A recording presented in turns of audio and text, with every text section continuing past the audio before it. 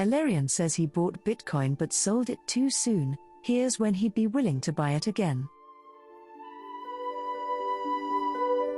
Mohamed El-Erian, a well-known economist, claims to have purchased Bitcoin a few years ago but misjudged when to sell due to behavioral mistakes. The Allianz chief economist revealed that he bought an unspecified amount of Bitcoin during the crypto winter of 2018, when the world's largest digital coin fell close to $3,000 after a monster rally that took it above $19,000 a year earlier. "I felt compelled to buy it, I really did," El-Erian told CNBC's Dan Murphy on Monday. "I felt as if I'd framed it. I had this level, and I had a starting point." He then held his position until late 2020, when Bitcoin regained the $19,000 mark.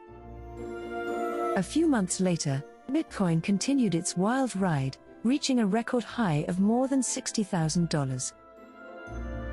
Bitcoin is now trading well above $60,000, with a new all-time high of over $68,000 set last week. According to Coinmetrics data, it was last trading at around $65,810, up nearly 3% in the last 24 hours. Analysts attribute the rally to inflation fears and the launch of the first Bitcoin-related exchange-traded fund in the United States. Meanwhile, Bitcoin's underlying blockchain was upgraded significantly over the weekend. Nonetheless, Bitcoin and its smaller competitors, such as Ethereum and XRP, are notoriously volatile assets. Bitcoin's price nearly halved after initially exceeding $60,000, as Chinese regulators tightened their grip on cryptocurrency mining and trading. "You don't want to ask me about valuations because I'm not sure why $60,000, rather than $68,000, is the right level," El-Erian added. "When should I repurchase?" El-Erian divides Bitcoin investors into three groups: long-term fundamentalists, professional investors looking to diversify their portfolios, and day trading speculators.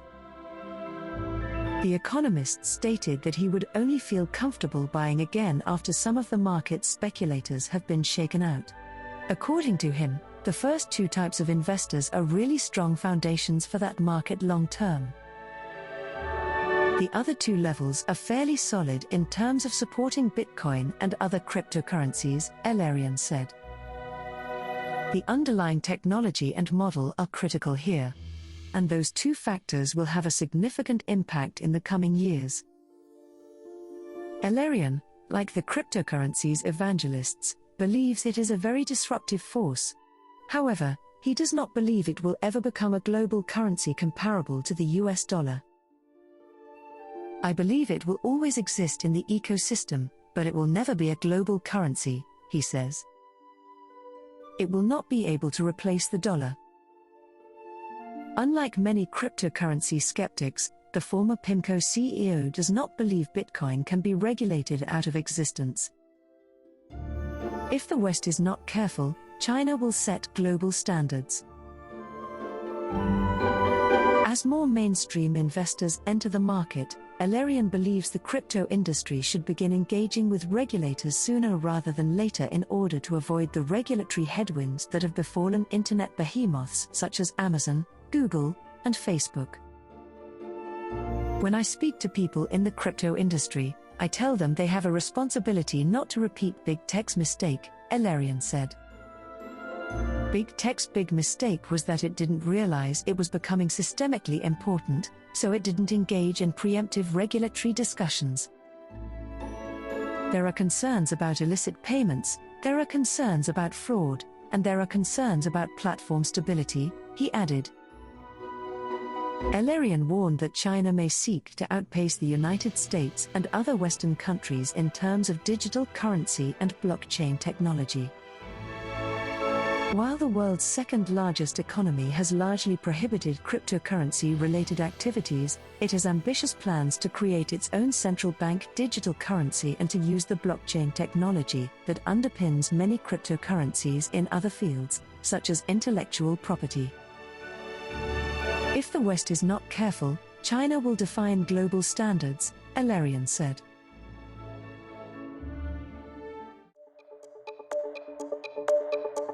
We hope you enjoyed watching and listening to this video. Please let us know your opinion in the comments area below. If you found our content useful, please like it and share it with your friends. Also, don't forget to subscribe to our channel and hit the notification bell for more crypto-related contents.